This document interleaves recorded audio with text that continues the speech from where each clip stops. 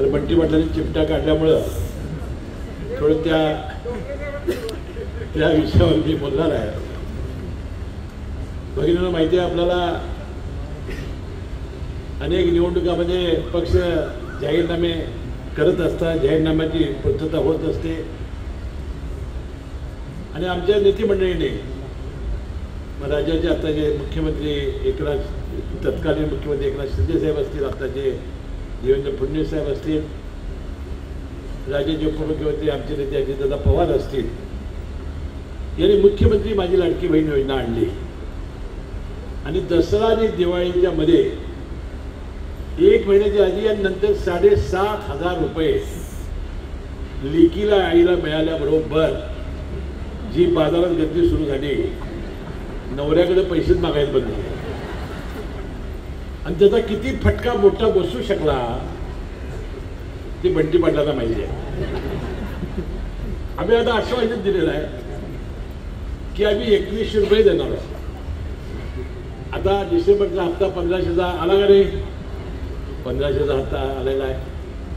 विकास कामाला शक्यतो आम्ही कात्री लावू, काही करू, परंतु ही योजना आम्ही बंद होऊ देणार नाही.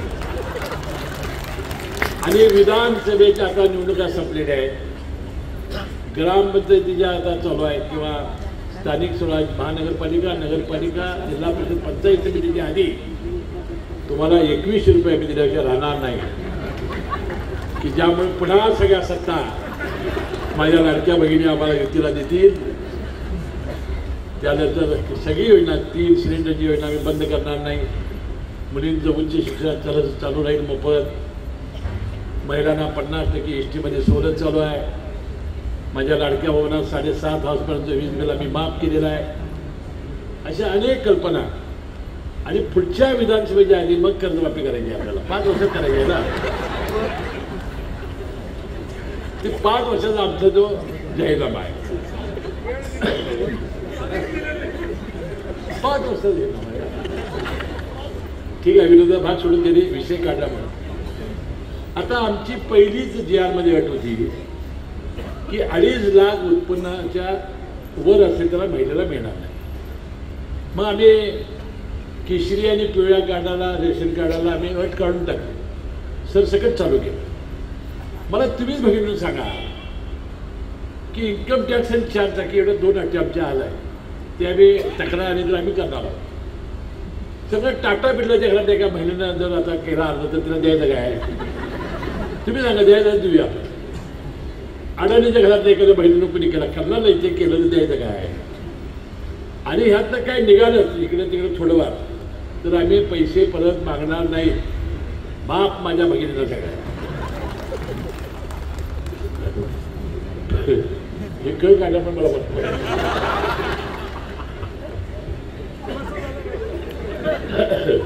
ठीक आहे, या गोकुळ आम्ही मनपूर्वक शुभेच्छा देतो. उद्या चेअरमन साहेब सोडून सगळे प्रदेशात जात आहेत. चेअरमन जी इथे का राहत आहेत ते कुठं आम्हाला कळलेलं नाही. अभ्यास दौरा करणार आहेत, त्यांना मनपूर्वक शुभेच्छा देतो. आणि सुखरूपपणानं त्यांनी परदेशातून आपल्या देशात यावं आणि पुन्हा ही गोकुळची धुरा देशात अमूलची स्पर्धा करण्यासाठी जे काही शिक्षण आणायचं तिथनं ते सगळं त्यांनी घेऊन यावं. आता फक्त एक कमतरता अजून आणून राहिलेली आहे, IVF. त्यामध्ये काही तुम्ही चांगलं काम केलेलं नाही. कारण पूर्वी म्हशी घ्यायला लोक नाराज असे, ते काय म्हणजे गाभरच जात नाही साहेब या मुरा मेसाला.